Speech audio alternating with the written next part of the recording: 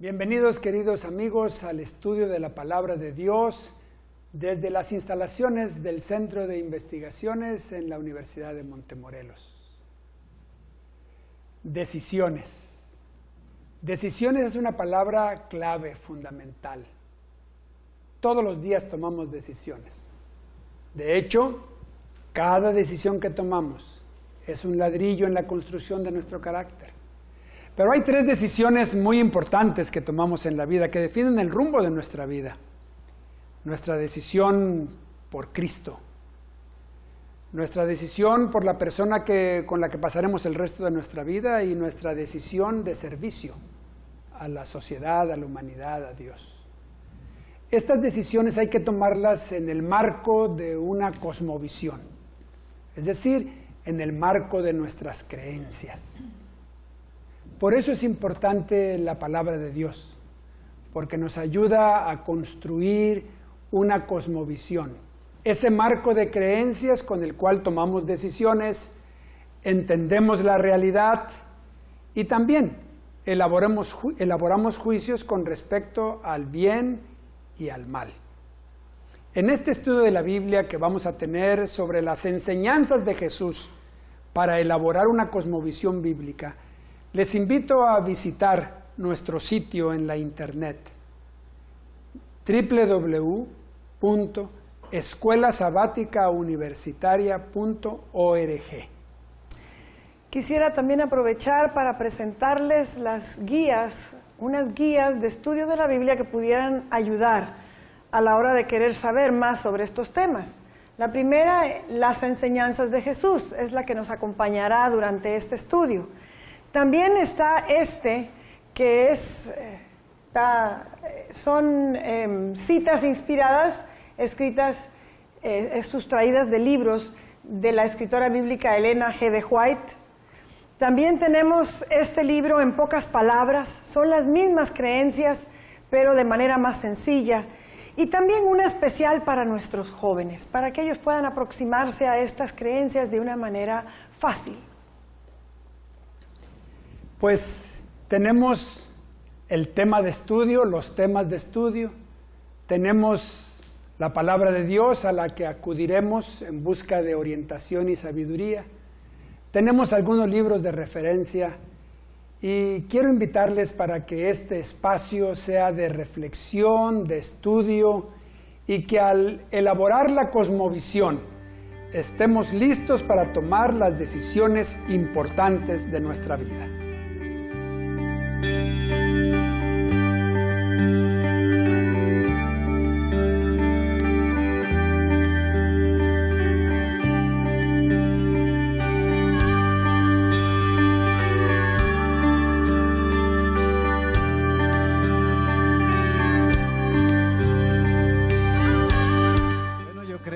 Que es una persona, se ha manifestado a través de Jesucristo y es la manifestación máxima de Dios el Padre. A Dios nadie lo ha visto, sino solamente Cristo.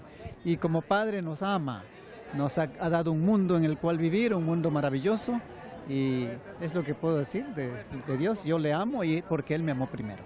Yo entiendo a Dios el Padre como lenguaje bíblico para poder nosotros entender esa relación que tenemos los seres humanos con Dios, porque es algo que podemos entender simplemente un padre, un hijo y la relación de confianza que hay entre ellos. Y entonces Dios usó ese lenguaje para que podamos nosotros imaginarnos qué tipo de relación quiere que tengamos con Él. Muy bienvenidos, queridos amigos, para el estudio de la Palabra de Dios. En esta ocasión nos acompañan dos invitados especiales. Les voy a pedir que ellos mismos se presenten.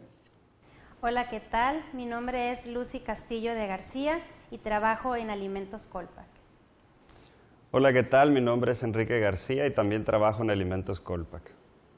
Pues mi esposa Norca, Ismael Castillo, para servirles en este maravilloso proyecto de estudiar, de reflexionar acerca de las enseñanzas de Jesús en su palabra. Fíjense que cuando yo era estudiante tenía un compañero que se las daba de no creer en Dios. Él decía que no creía en Dios. Es más, cuando nos sentábamos a comer, ustedes saben que los cristianos hacemos una oración por los alimentos. en la mesa se mantenía así con los ojos abiertos y hacía una reflexión y decía así: gracias, papá Alfonso, porque mandaste pagar la colegiatura y también mi internado, y por eso me están dando comida aquí en el comedor. Gracias, papá. Y ya se ponía a comer. Y les quiero preguntar a ustedes, ¿qué saben acerca de Dios? Para ustedes, ¿Dios existe? ¿Qué saben de Él? Sí, para mí Dios sí existe. Dios existe. Dios es el creador del universo. Forma parte de la Trinidad, donde está Dios Hijo y Dios Espíritu Santo.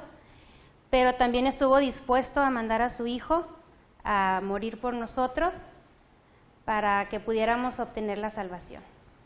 Y si te dicen, Enrique, ¿a poco has visto a Dios? Sí, claro que existe. Sí, Dios puede ser tan personal en la medida que tú te relaciones con Él. No es una cuestión de algo etéreo, así, místico, sino que puede ser tan personal como una relación de amistad que tú pudieras tener, ver, platicar, conversar, reír, ¿por qué no?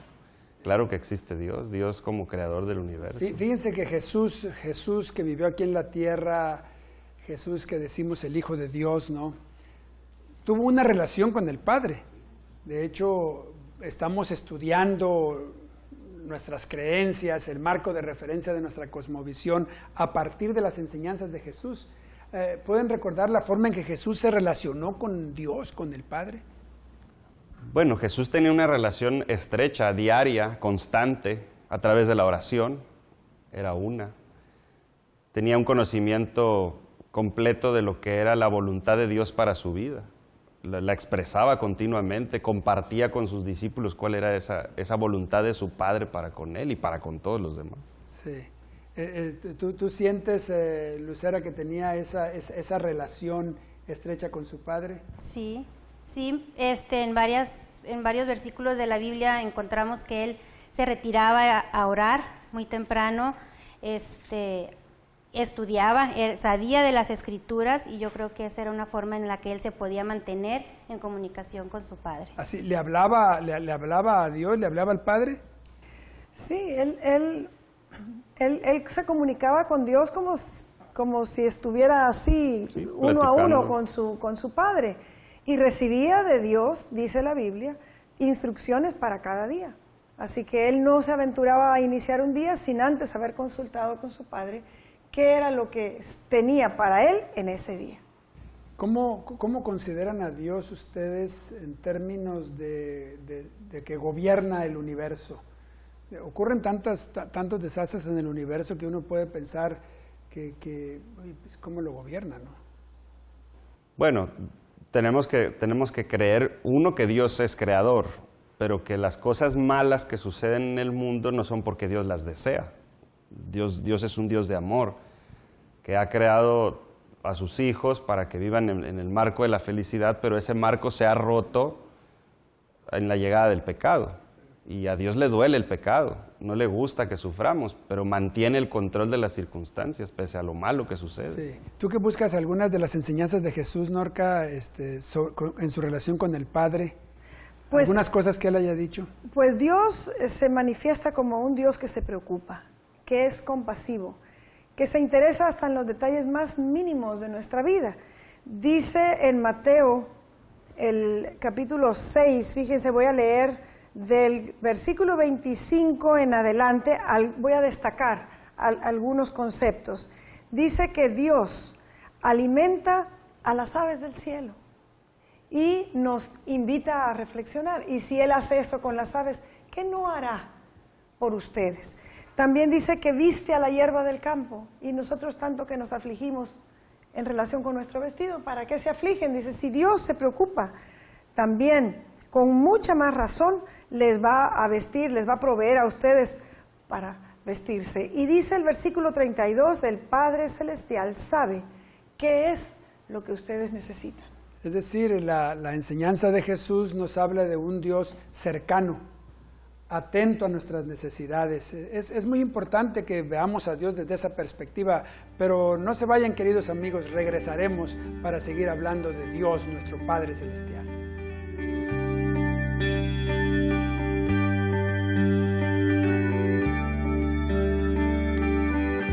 Cuando pude comprender desde pequeño, ¿verdad?, que había Dios, pero luego ese Dios para mí era incomprensible. A veces lo consideraba como rudo, como dispuesto a castigar, pero a través de la vida y especialmente cuando ya estudié la Biblia, encuentro que es un Padre amoroso, que nosotros a veces nos comportamos como huérfanos teniendo un Padre tan maravilloso, misericordioso y tan rico que puede darnos lo que Él cree que es conveniente dar. Cuando nosotros a veces cometemos algún error o nos sentimos mal, sabemos que Él va a estar para ayudarnos y nos va a proteger de todo peligro. En mi vida llegó a mi familia, Él la transformó y por su gracia y misericordia hoy pensamos diferente, vivimos diferente porque ese Dios de amor vino y llegó a nosotros, nos transformó y ahora tenemos la esperanza de que muy pronto pues estaremos con Él y conocerle cara a cara. Queridos amigos, gracias por continuar con nosotros. Qué interesante lo que la gente opina con respecto a lo que saben acerca de Dios, ¿no es cierto? Pero ahora vamos a continuar con nuestra conversación con respecto a los dilemas. La vida nos presenta muchos dilemas. Y este conocimiento que ustedes tienen de Dios, Norca, tú, Enrique o Lucy, ¿en qué medida este conocimiento que tienen de Dios les ayuda a enfrentar algunos dilemas? Por ejemplo, el dilema de ¿por qué sufren la gente buena? Tal vez el conocimiento de Dios a través de la Biblia y de la experiencia personal nos ayuda a poder resolverlo con esperanza, ¿no? Es un elemento importante. A veces en los tiempos complicados, cuando las cosas se vuelven imposibles, el tener la seguridad de que Dios está presente y que está dispuesto a escuchar, incluso a suplir tu necesidad, pues es un aliciente para poder resolver un dilema de esos, ¿no? ¿Y si no te lo suple? Pues está el elemento de la fe, ¿no? De creer finalmente que Dios, como creador del universo, como dueño de mi vida, sabe lo que es mejor para mi vida. Sí, el mismo Jesús, ¿se acuerdan que al hacerle frente al momento final, antes de ir al Calvario, le pidió algo a su padre? Tenía ese dilema. Sí. Tenía un dilema, ¿no? ¿Y cómo se acercó a Dios? Pues le dijo, hágase tu voluntad, pero si es posible que no tenga que pasar por esta prueba, pues que no se pase, pero hágase tu voluntad. Es decir, él confió en la voluntad de su Padre, en la voluntad de Dios. Eso ayuda mucho en los dilemas de la vida, ¿no? Y tal vez uno de los dilemas más grandes sea justamente el confiar en Dios. El confiar en Dios, porque a veces podemos pensar que al no verlo, al no sentirlo, pues se nos complica un poco la existencia, ¿no? Claro, es importante. ¿Tú quieres decir algo? La Biblia presenta a Dios como un Padre amoroso, a pesar de lo que están diciendo, de que la gente buena sufre. Y contrasta como si nosotros siendo malos, somos capaces de dar buenas cosas a nuestros hijos.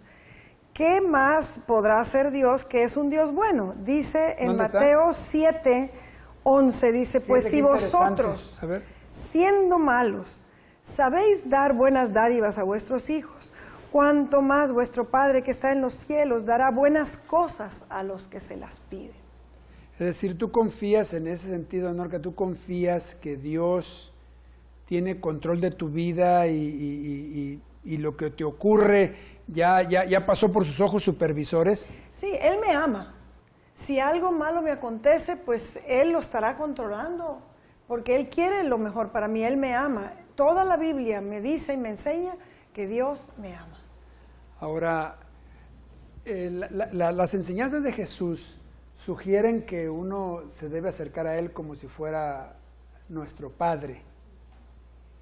Pero al mismo tiempo reconocemos que es Dios, omnipotente, enseña la Escritura, omnisapiente. Ahora, ¿cómo vivir en esa tensión, Enrique, de es mi papá, pero le tengo que tener reverencia? ¿Cómo en tu relación con tu papá, ¿cómo te ayuda a relacionarte con Dios? Yo siempre he visto la figura de Dios como la relación que tengo con mi papá, o la que tienen ahora mis hijos conmigo, ¿no? Claro. Finalmente mi papá es una figura de conocimiento, es una figura de autoridad, es una figura de gobierno, también en la casa, pero es mi papá. Finalmente es mi papá. Y mi papá a veces me tuvo que corregir, o a veces me tuvo que orientar, o a veces me tuvo que decir que no a algo. Y yo a lo mejor no podía estar conforme con eso, ¿no? Podía no estar de acuerdo, pero era mi papá. Finalmente el vivir sometido. Creo que es una relación similar con Dios, ¿no?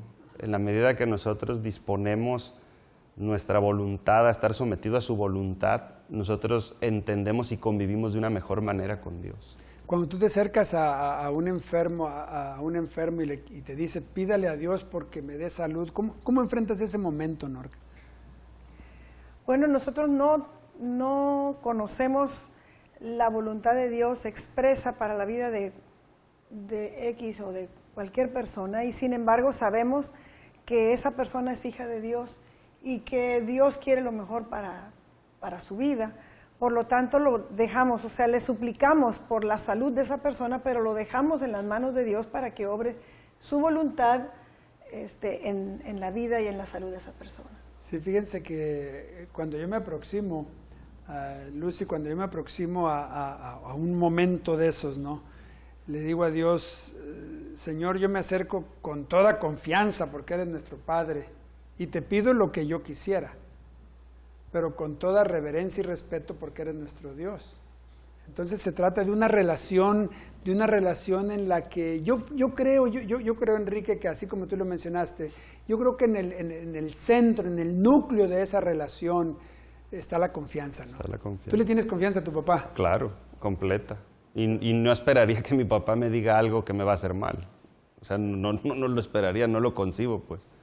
No lo concibo, pero es mi papá.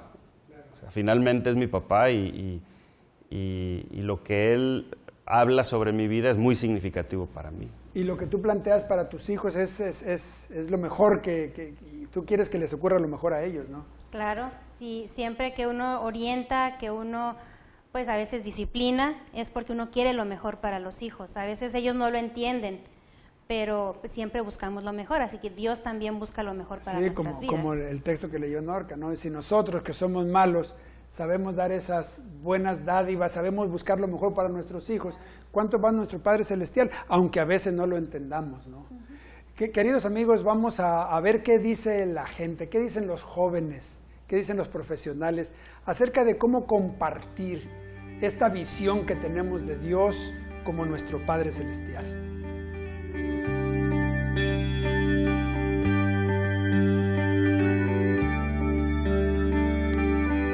Considero que el testimonio personal es un factor muy importante para mostrar a otros el gran amor de Dios, independientemente de lo que podamos hacer a través de los otros medios como la predicación, regalar un libro, el testimonio, el ejemplo, la vida práctica que uno pueda llevar y compartirla con otros es algo fundamental para mostrar a otros el amor de Dios. Yo creo que empezaría hablando de un sentimiento que creo que tenemos todos los seres humanos, una necesidad por Dios que está inherente en nosotros. Entonces yo empezaría por tratar de encontrar si la persona con la que estoy hablando, un amigo, quizás siente esa falta por algo, una dirección divina. Entonces yo compartiría que hay alguien que puede llenar ese vacío y ese alguien que creo es Dios. Qué interesante la forma en que las personas piensan que podemos compartir nuestra creencia, de nuestra confianza en la existencia de Dios y en la conducción de nuestras vidas. ¿Cómo lo comparten ustedes? ¿Cómo crees que se puede compartir? ¿Con qué ilustración? ¿O cómo te aproximarías para compartir el conocimiento de Dios, Enrique? Bueno, a través de la Biblia hay una historia muy gráfica de esto, que es la historia del hijo pródigo. Sí, está en la guía de estudio, ¿verdad? Está en la guía de estudio, de hecho, sí. Lucas 15. Sí, Lucas 15. La figura del hijo pródigo es una historia que ilustra muy bien la manera en cómo Dios quiere relacionarse con nosotros y cómo nosotros podemos acercarnos con Él. Estamos hablando de San Lucas capítulo 15. Lucas 15. Ajá. A partir del versículo 11 Sí, y hasta el 24. ¿Y por qué lo consideras así, Enrique? Porque creo que ilustra mucho la relación que tenemos los seres humanos con Dios, ¿no? Ajá. Finalmente es la historia de un hijo que tenía un conflicto con someterse a la voluntad de su padre, ¿sí? Y es una parte de la naturaleza de los seres humanos para con Dios. Y él resuelve pedir lo que considera que es de él, e irse del dominio de su padre finalmente, ¿no? Sí, finalmente el padre lo deja decidir. Claro. No es lo correcto, no es lo mejor para el hijo, pero el padre acepta la decisión del hijo. Es decir, Dios nos creó con la capacidad de tomar decisiones, nos creó como seres libres. Aunque por esa libertad que nos dio, nos rebelemos a Él. Ah, claro. De hecho, a mí esa es una de las cuestiones que siempre se me ha hecho más admirables, ¿no? Porque el mismo Dios que nos creó nos da la capacidad de amarlo tanto como de odiarlo y no querer saber de Él. Sí, Y manifiesta su bondad en medio de eso, finalmente al dejarnos decidir como seres creados, ¿no? Como hijos. Tienes razón. Y bueno, y el amor del Padre, A mí me llama la en atención. esa historia, ¿no? A mí me llama la atención eso, porque pienso que así como nosotros padres, el padre cuando le dio todo lo que supuestamente le correspondía al hijo, supo que ese hijo pues no le iba a ir bien y que iba a regresar. Y dice el versículo 20 de Lucas 15 que aun cuando estaba lejos el muchacho, ya venía de regreso, no le había ido bien, su padre lo vio y se compadeció. Corrió, se echó sobre su cuello y lo besó. O sea, ese padre había perdonado a ese hijo desde que el hijo se fue. Sabía que no le iba a ir bien porque el muchacho no era juicioso. Y dijo, aquí me voy a sentar y lo voy a esperar hasta que regrese porque va a regresar. Claro. ¿Y tú crees que el muchacho regresó porque confiaba en que su padre lo iba a recibir? Claro, el hijo pues supo que había hecho mal. Cuando él se vio en aprietos dijo, mi papá me va a aceptar, aunque sea como un jornalero, no importa, pero quiero volver a la casa. Pero no tenía un concepto completo de su papá, ¿no? Es correcto. Aunque pensaba que lo iba a recibir, confiaba en que tenía un corazón generoso, no midió de qué tamaño era la generosidad del padre. Fíjese que esto también ilustra mucho esa tensión que a veces nosotros tenemos como humanos en nuestra figura para con Dios. Sí. Porque finalmente muchas veces podemos llegar incluso a convencernos de que necesitamos hacer algo para ganar el favor de Dios, cuando Dios simple y sencillamente está dispuesto, ¿sí? Está dispuesto y está esperando, y nos trata como un padre amante, como lo ilustra la historia, ¿no? Lo estuvo esperando, y el hijo en una equivocada concepción de su padre, pues pensaba, aunque sea de jornalero, ¿no? Como hijo no puedo ser nunca más aceptado, pero desde el mismo momento dijo, no, tú eres hijo. Y le armó una fiesta, le armó ¿no? una fiesta con lo mejor que había, ¿no? Sí, sí, dime. Muchas veces nosotros también así consideramos, ¿verdad? El perdón de Dios. No merezco. No merezco. Pero como que en los parámetros de Dios es diferente, porque ese hijo no merecía fiesta, claro que no merecía. Y sin embargo la alegría del padre llegó a tal grado que celebró el regreso de su hijo. Sí, fíjense qué historia tan bonita. Y la contó Jesús. Y saben que se la contó Jesús en respuesta a una acusación. Sí, a una acusación. Lo acusaban, ¿y saben por qué lo acusaban? Porque decía que él amaba a la gente que algunos etiquetaban como personas que no pues, se podía amar, ¿verdad? Es cierto, nosotros somos muy dados a etiquetar a las personas y pensamos, bueno, ese sí se puede amar, este no se puede amar. Y Jesús contó una historia que ilustra cuál es la visión de Dios en este asunto, ¿no? Qué maravillosa historia del amor de Dios, ¿no?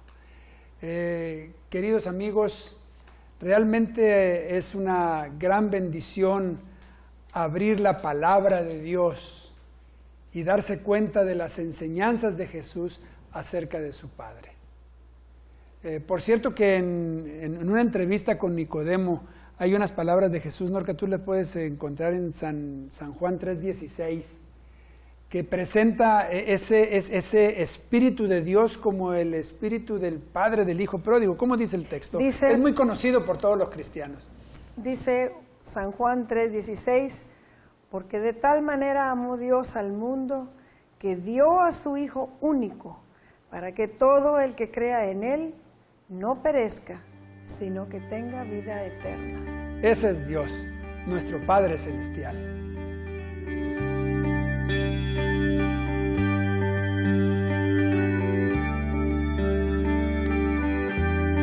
Gracias, amigos, por continuar con nosotros, hablando de un tema tan apasionante como es nuestro Padre Celestial. Pero ya sabemos que la deidad está compuesta por 3 personas. Y hemos hablado de Dios el Padre. ¿Cuál es tu relación con Dios el Hijo? Dios el Hijo, pues a través de la Biblia yo puedo conocer a Dios el Hijo, el que vino a morir por nosotros, y es por medio del cual yo puedo tener acceso a Dios porque Él vino a morir por mí. Muy bien. ¿Y tu relación con Dios Espíritu Santo, Enrique? Tal vez a través de las impresiones que Él coloca en la mente para poder decidir cosas o hacer planes. La manera en la que Dios tal vez habla conmigo. Hay un texto muy interesante en uno de las palabras finales, en su discurso final de Jesús a sus discípulos, en donde se presenta a Jesús, es decir, aparecen las 3 personas de la deidad juntas, Norca. Es en San Juan capítulo 14. Y el versículo 26. Y el versículo 26, si lo quieres leer, por favor. Dice, pero el Consolador, el Espíritu Santo, a quien el Padre enviará en mi nombre, Él os enseñará todas las cosas y os recordará todo lo que os he dicho. Fíjate que ahí Jesús aparece como intercesor, ¿no? Dice a quien el Padre, señala a Dios, enviará en mi nombre. Es decir, Él siempre está como intercesor para que nosotros tengamos las bendiciones del cielo. Los va a enviar, dice, y va a enviar al Espíritu Santo, y Él les va a recordar todas las cosas. ¿Qué bendición tenemos con Dios nuestro Padre Celestial? Tengo 5 preguntas para ustedes de respuesta rápida. Enrique, ¿cuál es el mayor beneficio que encuentras en el estudio de la Biblia? La seguridad del propósito de mi vida. ¿Cuál es, Lucy, el libro favorito en la Biblia para ti? Para mí, Marcos. ¿Cuál será el primer personaje bíblico que buscarás en el cielo, Enrique? Nehemías. ¿Qué es lo que más quisieras preguntarle a Dios? Ay, ¿qué más le quisiera preguntar a Dios? Lo que más quisieras preguntarle a Dios. No sé, ¿desde cuándo existe? Muy bien. ¿Cuál es la forma en que consideras que Dios te ha hablado? Ha contestado muchas oraciones de manera evidente. Dios, nuestro Padre Celestial, Jesucristo, nuestro Salvador, el Espíritu Santo nos guía a toda verdad.